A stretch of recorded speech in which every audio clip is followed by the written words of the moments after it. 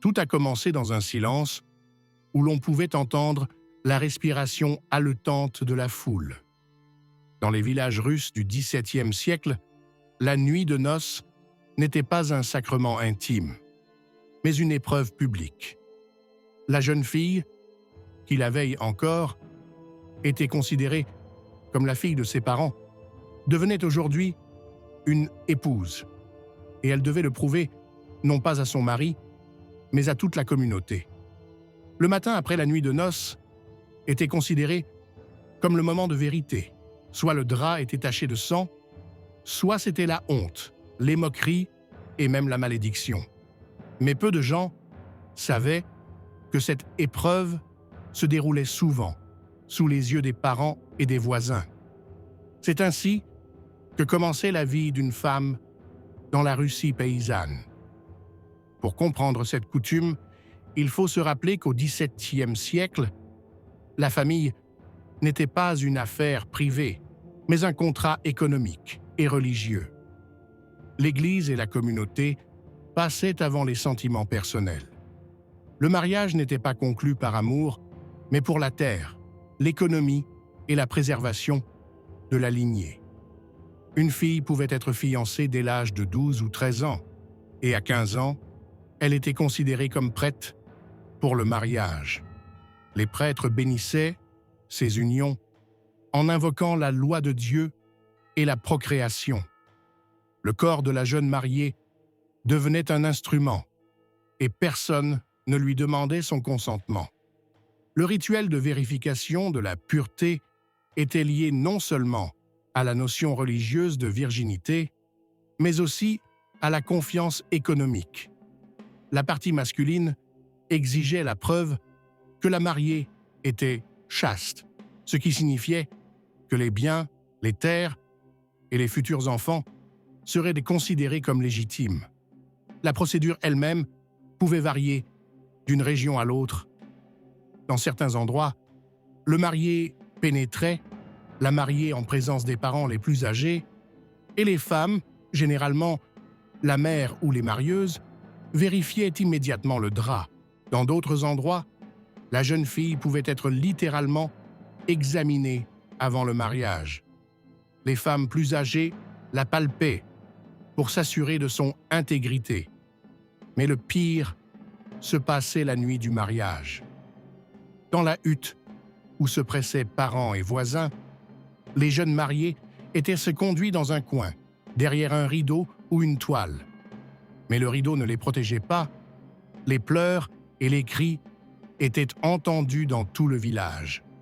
L'homme, souvent ivre après le festin, devait accomplir un acte qui était considéré non seulement comme un acte conjugal, mais aussi comme une preuve de l'honneur de la famille.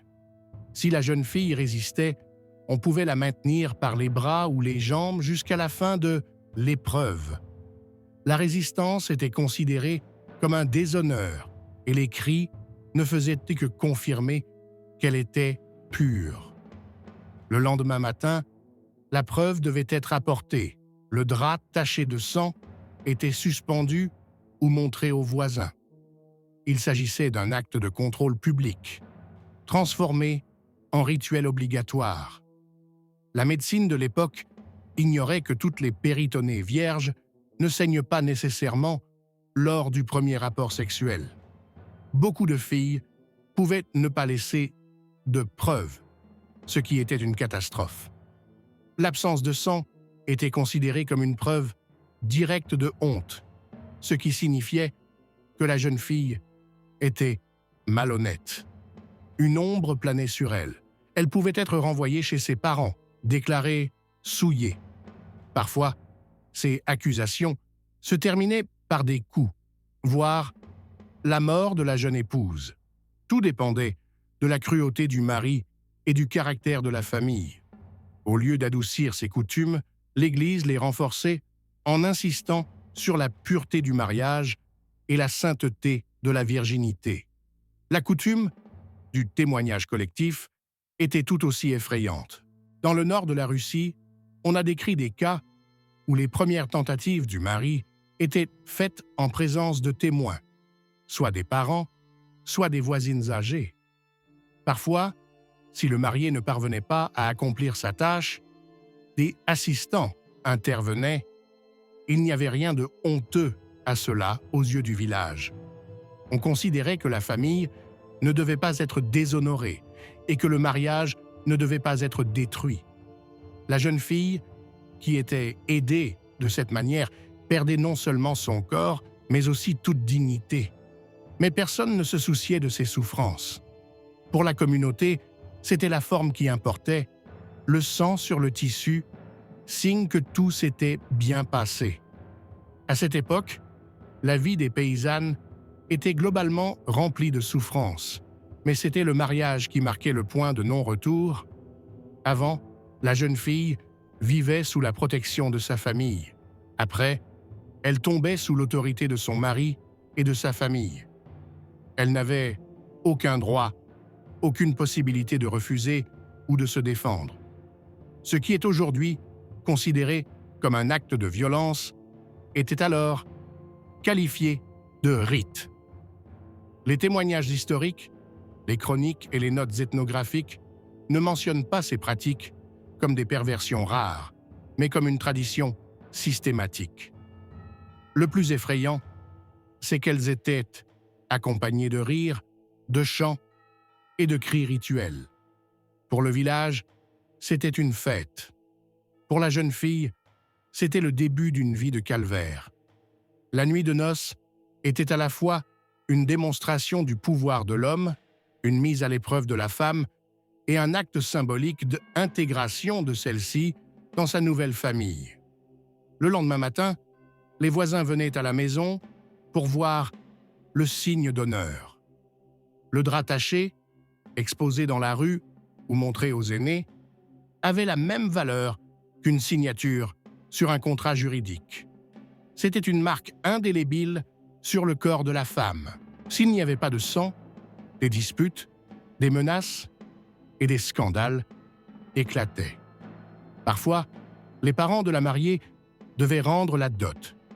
La jeune fille devenait alors responsable du déshonneur familial.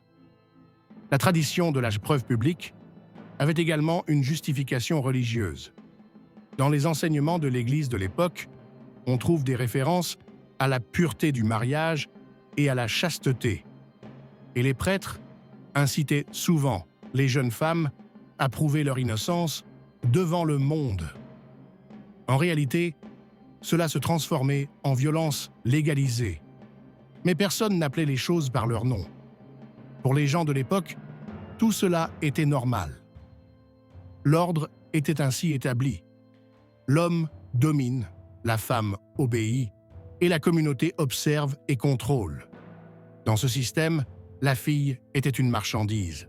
Son corps était la garantie de la transaction. Sa souffrance n'était que la toile de fond d'une fête. Les cris derrière le mince rideau n'empêchaient pas les invités de continuer à boire et à chanter, tandis que quelque part, une vie était brisée. Parfois, le lendemain de la nuit de noces, tout le village participait à un véritable spectacle. Le drap ensanglanté pouvait être sorti de la maison et montré aux voisins, et la preuve était accompagnée de chants et de plaisanteries. Pour les hommes, c'était une confirmation de leur honneur. Pour les femmes, le renforcement de l'ordre social, où chacune connaissait sa place. Mais si le sang ne coulait pas, la partie la plus terrible commençait.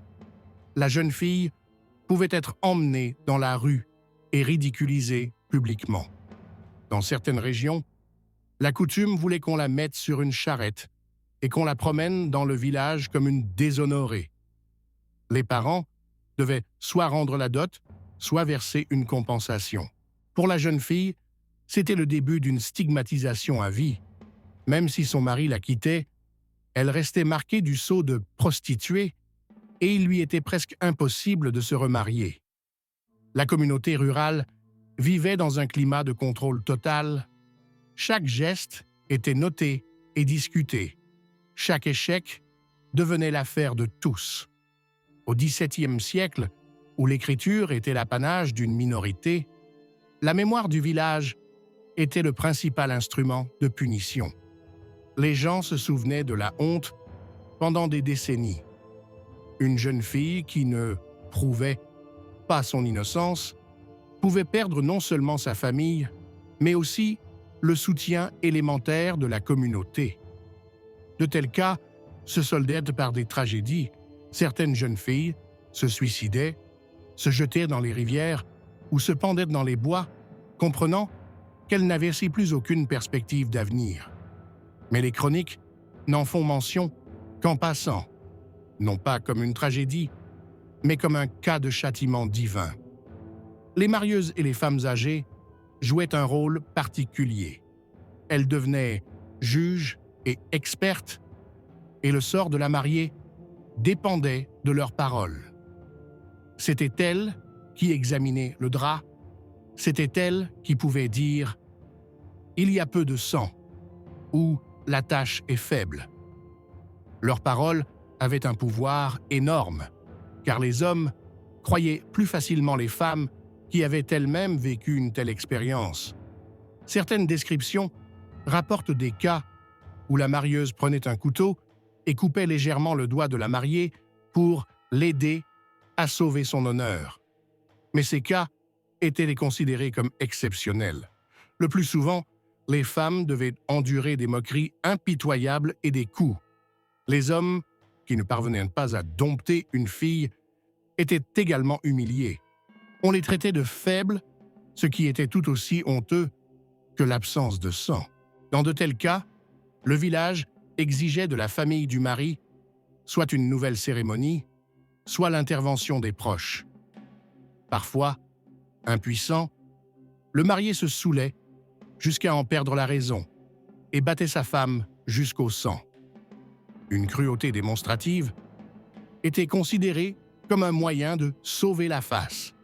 Ainsi, la nuit de noces se transformait en une arène de violence pour les deux, mais les conséquences retombaient toujours sur la femme. Si le mari subissait l'humiliation, il pouvait plus tard rectifier la situation par la force. La jeune fille, quant à elle, restait sans défense.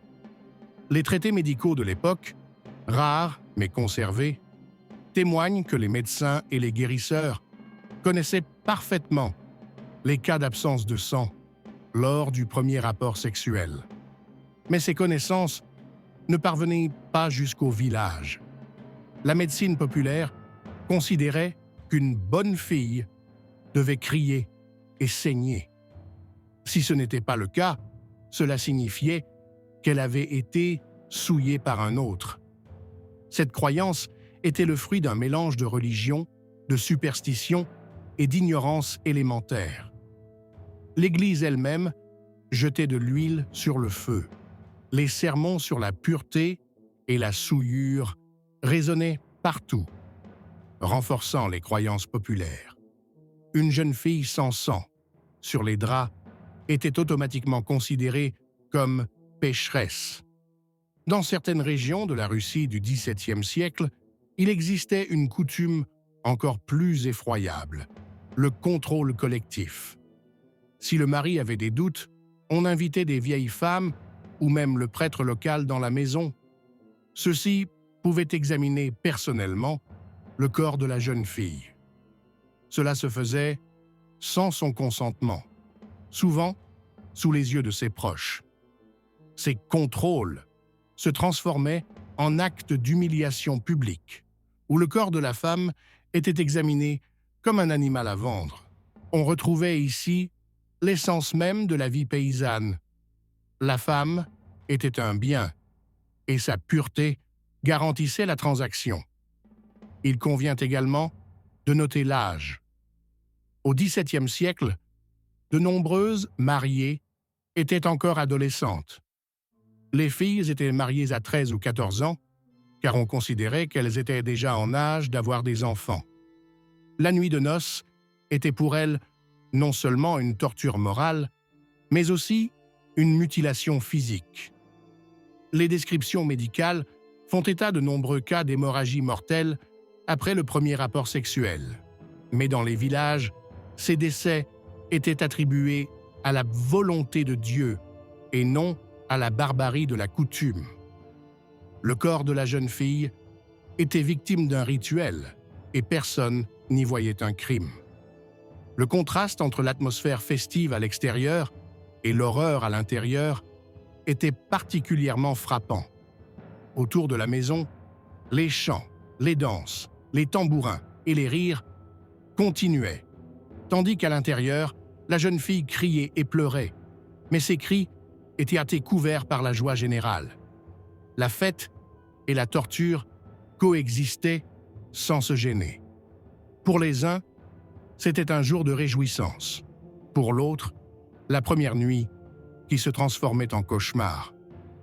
Ce paradoxe est rapporté dans de nombreuses descriptions ethnographiques du XIXe siècle, où des vieilles femmes racontaient les traditions de leur enfance et de leur jeunesse héritées du XVIIe siècle. Ainsi, la nuit de noces en Russie à cette époque n'était pas un événement privé, mais une procédure publique à laquelle toute la communauté participait. Le contrôle, l'humiliation, la démonstration de force, tout cela était intégré dans la structure de la société. Et chaque petite fille savait qu'une épreuve inévitable l'attendait. Elle avait vu comment ses sœurs aînées avaient été testées, elle avait entendu les récits de ses voisines et comprenait qu'un jour, ce serait son tour. La peur de cette nuit faisait partie de son passage à l'âge adulte, de son destin. Avec le temps, la nuit de noces elle-même marquait le début d'un nouveau régime d'existence pour la femme. À partir de ce moment, elle ne s'appartenait plus. Son corps appartenait à son mari, son travail à sa famille, sa vie à son village. Cette première humiliation, publique et cruelle, donnait le ton à tout le reste de son destin. Le mari avait le droit de battre sa femme, de la punir pour désobéissance, de la soupçonner d'infidélité, et personne ne considérait cela comme une violation de la loi ou de la morale. L'Église affirmait que la femme doit obéir à son mari comme l'Église obéit au Christ. Cette formule était prononcée depuis la chair et consacrait un ordre dans lequel toute femme se trouvait dans une dépendance permanente. Dans les documents du XVIIe siècle, registres judiciaires et registres paroissiaux, on trouve des histoires racontant comment des conflits familiaux ont commencé précisément lors de la nuit de noces. Le mari se plaignait que sa femme était désobéissante, qu'elle n'avait pas crié comme il fallait ou qu'elle n'avait pas saigné. Ces plaintes devenaient des motifs officiels de poursuites judiciaires. Dans certains cas, l'affaire était portée devant le tribunal ecclésiastique, où la femme était interrogée comme une criminelle. Et même si, dans de rares cas, les prêtres reconnaissaient que la pureté ne se voit pas toujours par le sang, ils soutenaient, dans la plupart des cas, la partie masculine. C'est ainsi que le système se renforçait. Les conséquences sociales étaient dévastatrices. Une femme qui ne passait pas l'épreuve du drap sanglant pouvait être rejetée et renvoyée chez ses parents. Cela équivalait à une malédiction. Les parents perdaient de leur honneur, la famille était privée de la dot, les voisins se moquaient d'eux, la jeune fille devenait une paria. On pouvait la pointer du doigt à la foire, l'insulter dans la rue, et elle n'avait aucune protection. Même si la vérité était de son côté, la voix d'une femme n'avait aucun poids. Sa parole ne valait rien face à celle de son mari, de la marieuse ou du prêtre. Mais même pour celle qui réussissait l'épreuve du mariage, la vie ne devenait pas plus facile. La femme se retrouvait dans le rôle de l'éternelle coupable. Elle devait enfanter, travailler au champ, s'occuper du ménage et supporter les coups. Elle ne pouvait attendre aucun amour de son mari. Le mariage était un contrat, pas une union. Le mari pouvait tromper sa femme, fréquenter des prostituées ou des veuves, et cela était considéré comme naturel. Mais si la femme était soupçonnée d'infidélité, Elle s'exposait à une punition sévère allant de l'humiliation publique au coup mortel. Ainsi, la structure même de la famille était fondée sur la peur, renforcée dès la nuit de noces. Les viols exemplaires, mentionnés dans certaines descriptions ethnographiques, occupaient une place particulière. Si un mari voulait affirmer son droit, il pouvait commettre un acte de violence devant des témoins tels que des parents ou des voisins. C'était rare, mais pas exceptionnel. Ces épisodes étaient interprétés comme un rituel festif et acceptés sans condamnation. Cela révélait une caractéristique monstrueuse de la société. La violence faisait partie de la fête et le corps de la femme était un lieu de démonstration du pouvoir. Des notes ethnographiques du XIXe siècle, basées sur les souvenirs de vieilles femmes, racontent que beaucoup de femmes ne pouvaient oublier leur première nuit jusqu'à la fin de leur vie.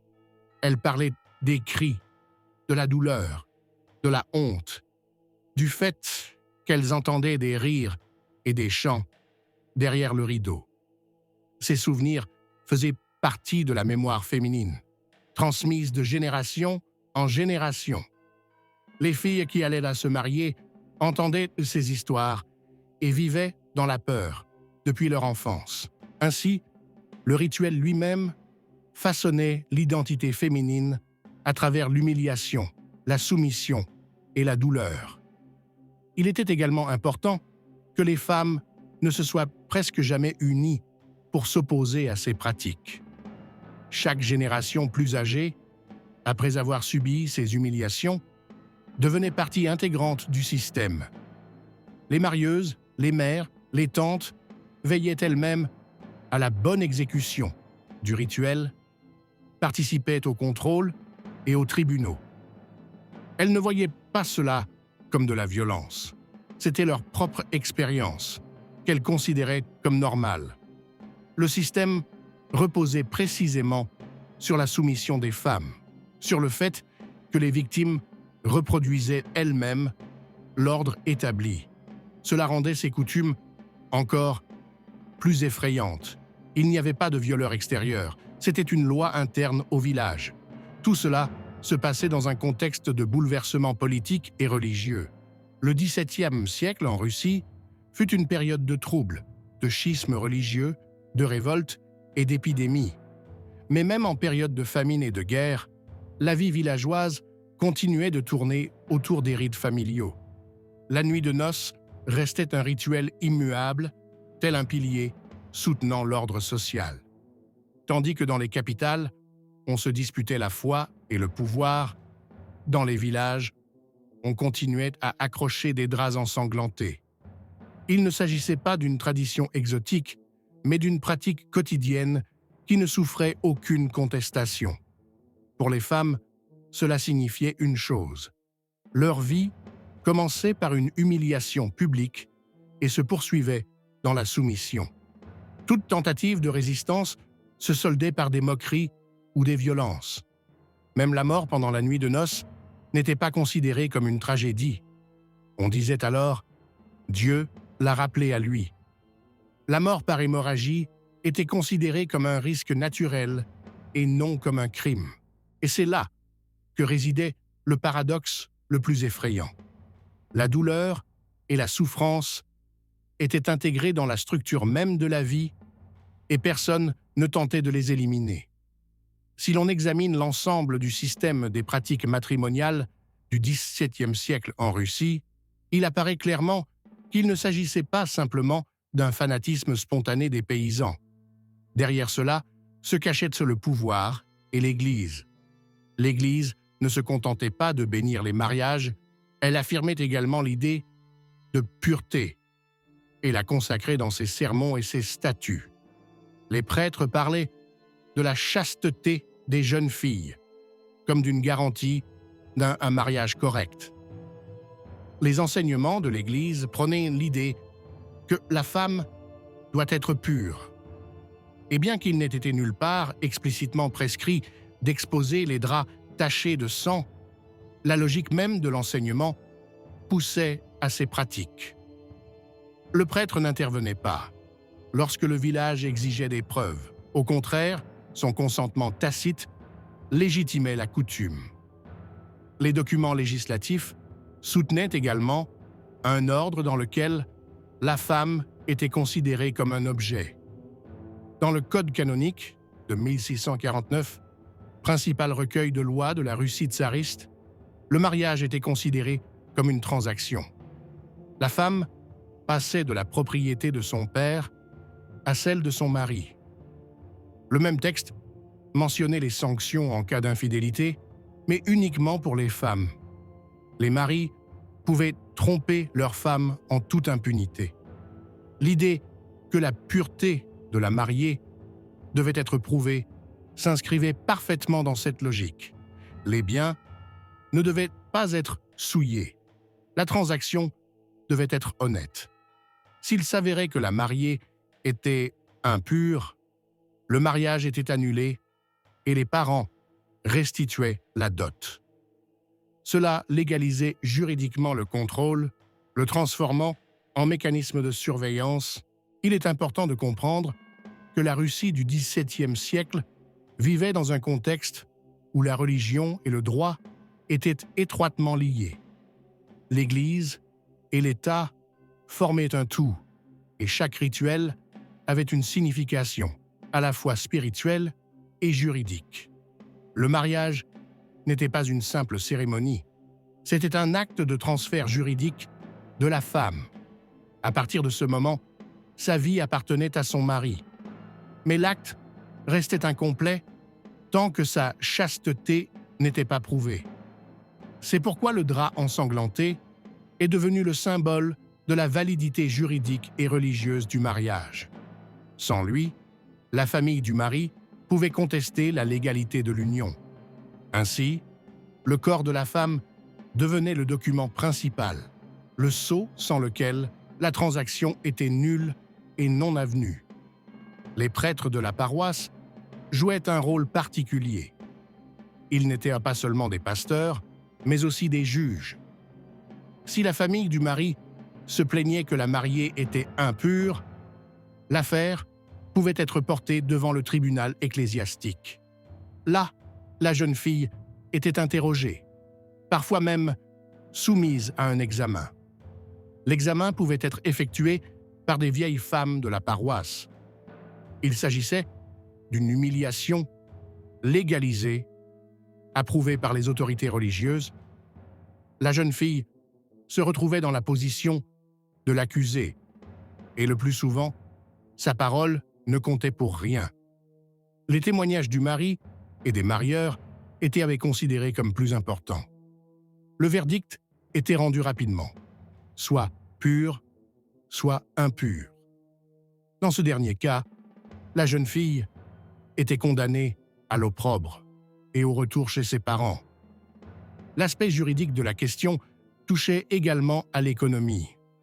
La dot, terre, bétail, ustensiles, était la garantie du mariage. Si la mariée ne prouvait pas sa pureté, la dot était restituée. Ainsi, le contrôle de l'innocence avait non seulement une dimension morale, mais aussi matérielle. C'était une question d'argent, de biens, d'économie. Le mari et sa famille ne voulaient pas prendre de risques. Pour eux, le drap taché de sang était une garantie du contrat. C'est pourquoi les parents du mari participaient si activement au rituel, ils défendaient leurs intérêts patrimoniaux. Le corps de la jeune fille devenait un document comptable et ses souffrances faisaient partie du mécanisme économique. Au lieu d'adoucir cet ordre, l'Église le renforçait. Dans les sermons du XVIIe siècle, on entendait souvent parler de corruption féminine, de fourberie, du fait qu'une jeune fille doit rester pure. La femme était présentée comme une source de péché, comme le maillon faible. L'homme était considéré comme le chef, la femme comme le pied. Ce ne sont pas que des mots, ils ont constitué le fondement de tout le système. La nuit de noces, avec son drap ensanglanté, était l'incarnation visuelle de cette idée. Elle transformait une théologie abstraite en une pratique réelle de violence. Il convient de noter que ces pratiques n'existaient pas seulement dans le milieu paysan.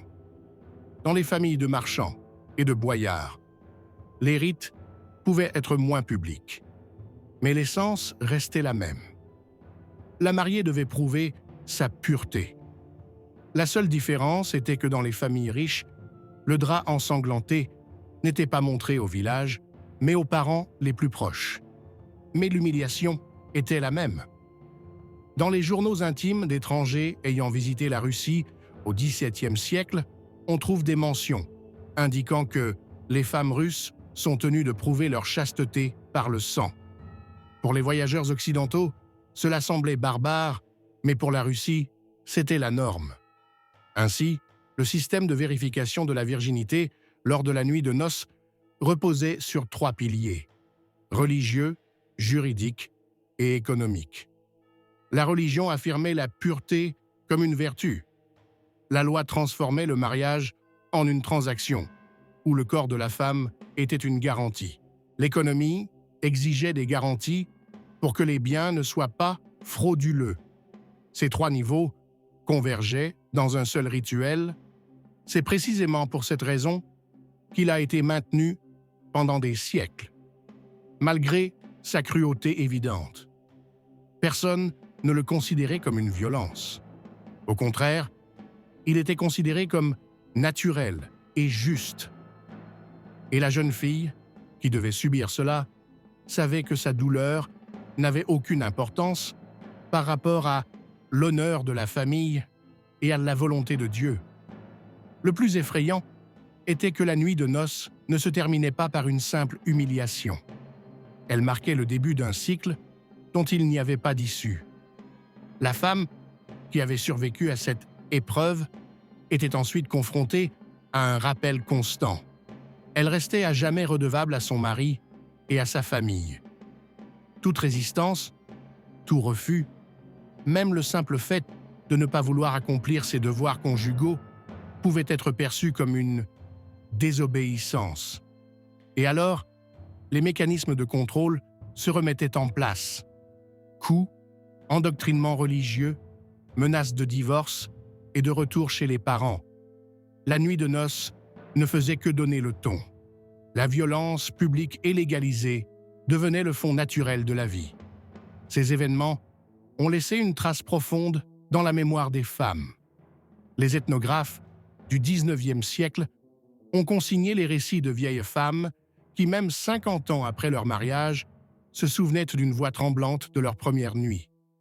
Elles la décrivaient comme effrayante, honteuse, douloureuse.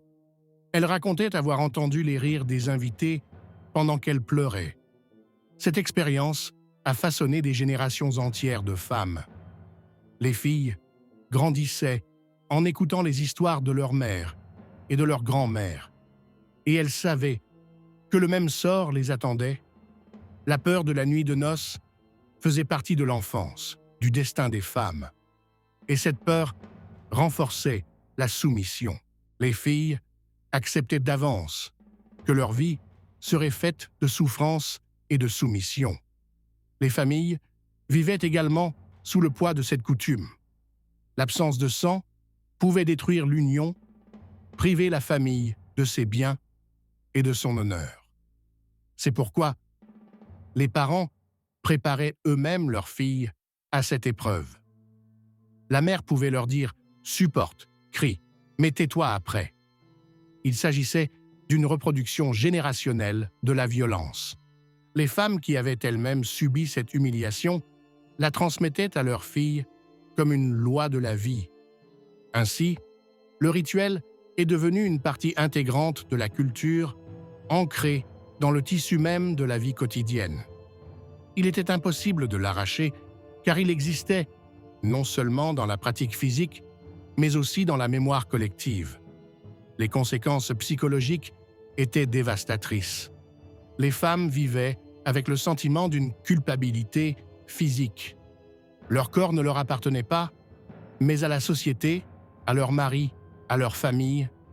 Tout écart, un manque de sang, un cri trop faible, une certaine rigidité, était perçue comme une honte. Cela privait les femmes de leur confiance et de leur voix. Elles n'osaient pas se plaindre, ni parler de leur douleur. Même leurs amis proches pouvaient les juger si elles s'exprimaient trop franchement. Le silence était devenu une condition de survie. Et ce silence s'est ancré au fil des siècles.